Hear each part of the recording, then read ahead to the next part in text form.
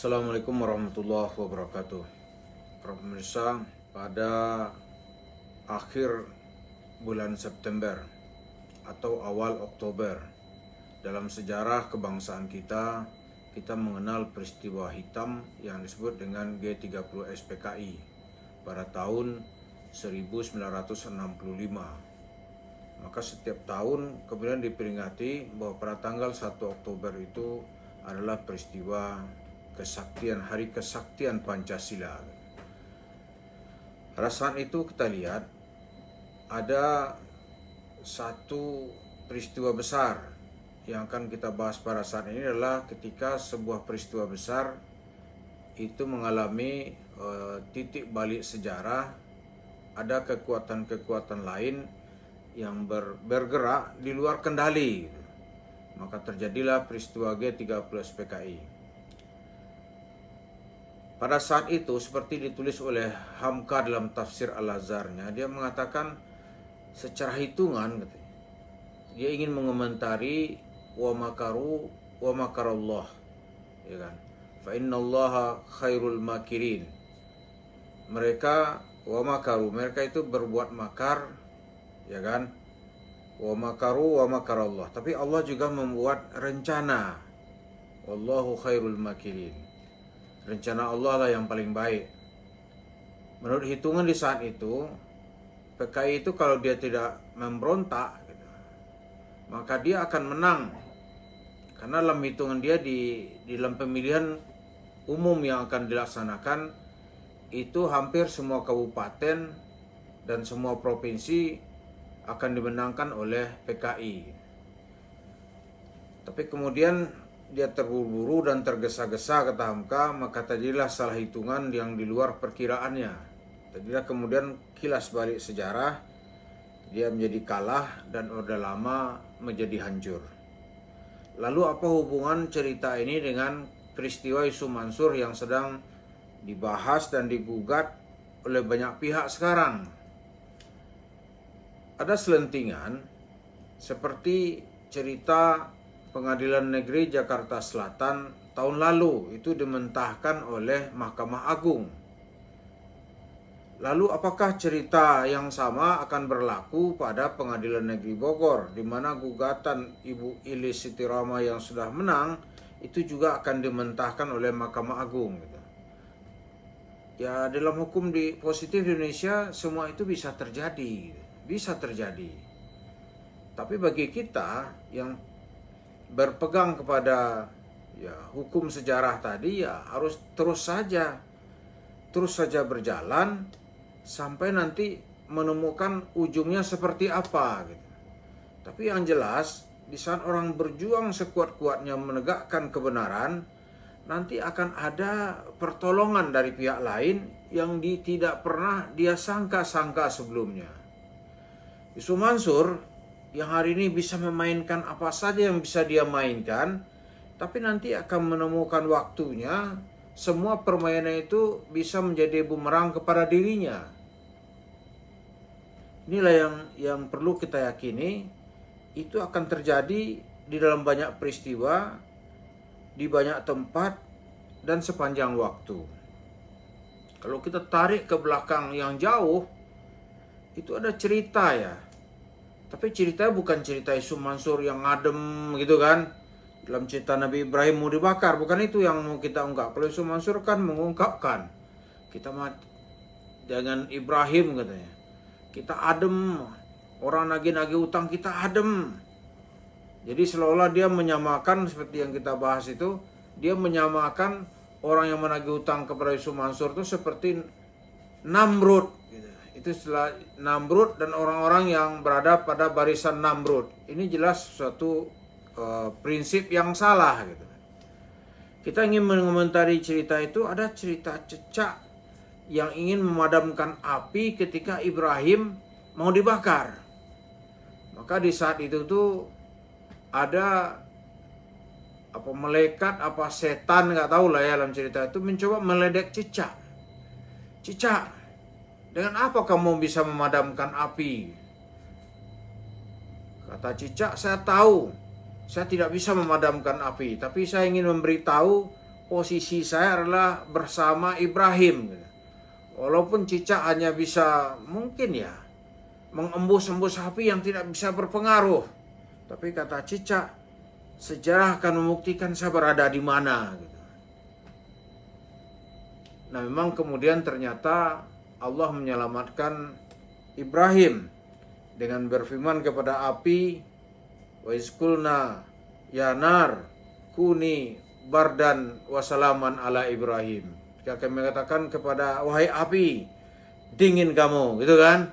Dan selamatkan Ibrahim. Maka api dingin dan Ibrahim menjadi selamat. Itu di luar perkiraan mungkin saat itu ya. Di luar perkiraan masyarakat Ibrahim akan selamat itu kecil kemungkinan. Kalau kita tarik lagi ke cerita sekarang, itu menghadapi Yusuf Mansur di banyak frontnya ternyata ada aja tuh. Di Pengadilan Negeri Jakarta Selatan tahun lalu itu juga sudah dimenangkan oleh Pak Zaini Mustafa. Gugatannya diterima. Yusuf Mansur harus membayar 1.200.000.000 gitu. Tapi apa yang terjadi kemudian? Datang keputusan, ya Yusuf Mansur kan mengajukan banding. Bandingnya dipenuhi. Salah satu pasalnya saat itu peristiwa ini harus atau hanya berhak diadili oleh pengadilan agama gitu. Nah, ini kan susah ya. Tapi kemudian Zaini menggugat lagi, tidak tahu ya, mungkin ya Zaini mungkin saja disalahkan atau mungkin dikalahkan gitu. Tapi kebenaran akan menemukan wajahnya nanti atau wujudnya akan muncul di saat waktu yang tepat. Apakah nanti Ibu Ili Siti Rahmah yang sekarang juga dia menangkan, di mana Yusuf Mansur harus membayar 4.070.000.000 rupiah, apa nanti akan dimenangkan gitu? Kita tidak tahu. Tapi posisi kita adalah kita ingin dicatat di sisi Allah, atau Ibu Ilis itu ingin dicatat di sisi Allah, dia berada di mana? Dia berada pada pihak yang ingin menegakkan kebenaran. Walaupun misalnya kebenaran itu ya mungkin belum bisa dia gapai 100%. Tapi orang lain akan tahu inilah sosok atau tonggak-tonggak yang ingin memancangkan kebenaran. Para pemirsa, kita juga harus begitu. Harus ada keputusan kita berada di mana. Kalau kita tidak jelas posisinya, ya, maka menanglah Yusuf Mansur. Tapi ada posisi, itu menunjukkan kita berada pada barisan mana. Ya kan? Pada barisan mana. Nggak soal nanti itu ada intervensi ini, intervensi itu, sehingga masalah yang mula-mala itu jelas dan terang benderang menjadi kabur dan nggak jelas gitu. Bisa nggak terjadi dalam hukum manusia? Ya bisa saja. Bisa misalnya Yusuf Mansur menggugat atau gimana caranya lah dia ya. Itu tadi kita kan nggak berhak ini pengadilan negeri mengadili gitu. Ini mah urusan internal sesama yang hanya bisa diselesaikan menurut persidangan yang dilaksanakan oleh peradilan agama misalnya. Ini agama Islam. Kalau itu dibenarkan atau dimenangkan oleh pengadilan negeri, maka tuntutan Bu Ilis tadi tentu harus melalui proses yang panjang. Ya kan, ada nanti gugat lagi gitu. Setelah digugat nanti ada PK. Jadi masih panjang. Tapi yang jelas masyarakat ingin mengatakan bahwa apa yang dilakukan oleh Yusuf Mansur itu sebuah kesalahan. Tidak bisa lalu orang-orang yang otaknya udah rusak, ya kalau salah dia ditangkap dong. Gitu. Itu yang kita counter kemarin itu. Tidak selamanya orang bersalah itu bisa ditangkap. Kan ada juga banyak orang yang tidak bersalah, orang yang bersalah tapi nggak bisa ditangkap. Banyak sekali dalam kasus-kasus korupsi kita kan begitu yang terjadi. Ada juga yang bisa ditangkap tapi hukumnya ringan sekali.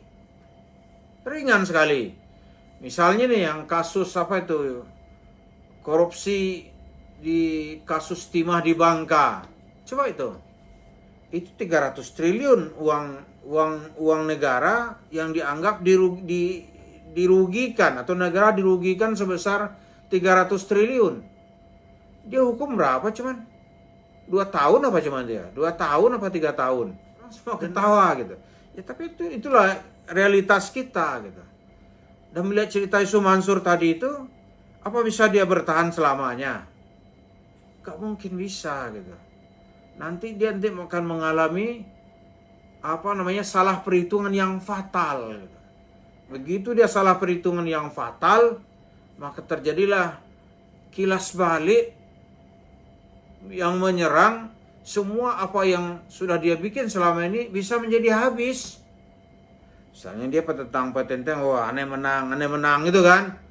Tapi kan 250 orang jemaah masjid kota wisata itu kan ada uangnya yang mau diputar oleh Yusuf Mansur katanya. Ya ternyata kan ada tuduhan juga atau ada keyakinan juga dari jemaah masjid, uang itu dia bangun untuk bangun warung steak and shake. Begitu juga nanti Paytrend dibubarkan oleh OJK gitu. Orang-orang kan sedih nih, tapi Yusuf Mansur senang dia. Aneh legowo gitu kan. Tapi sedih balik itu warung steaknya bertambah dengan sangat pesat. Dan tidak mungkin itu menurut perhitungan bisnis. Dia bisa membeli tanah-tanah strategis, lalu dibangun warung steak, itu pasti uangnya uang cash. Jadi dia telah mempunyai uang sebelum usaha itu dimulai gitu. Kalau yang lain-lain kan dari keuntungan bisnisnya baru dia melakukan pelebaran sayap bisnis. Ya tapi ya kita lihat aja nanti akan terjadi kilas balik sejarah. Loh, cicak cerita Nabi Ibrahim tadi itu juga dia hanya menunjukkan posisi, dia meniup api yang besar, dia nggak ada pengaruh. Tapi kemudian datang pertolongan Allah. Apinya menjadi dingin, Ibrahimnya selamat. Ya sekarang kita harus beriman dengan peristiwa-peristiwa seperti itu. Termasuk yang kita buka di cerita pertama ya, gagalnya G30 SPKI itu karena mereka salah hitung kata Buya Hamka. Nah, dia merasa akan menang, ternyata gagal total. Itu juga nanti Yusuf Mansur, dia merasa menang di semua front, tapi ingat nanti, begitu laporan masuk begitu banyak, dia akan menuai apa yang telah dia tanam, dan semua usaha yang dia bangun itu bisa hilang dalam sekejap, sebagaimana tsunami yang datang menyapu pantai-pantai di sepanjang pulau kita gitu. Maka mari kita bersemangat terus. Apapun keputusan yang terjadi, yang jelas ini kebenaran tentulah harus diperjuangkan. Kita lihat nanti Allah akan membela kebenaran, dan kita lihat juga nanti bagaimana kebatilan yang sedang diperjuangkan dan dimiliki oleh Yusuf Mansur itu akan dilipat dan digulung habis. Terima kasih. Assalamualaikum warahmatullahi wabarakatuh.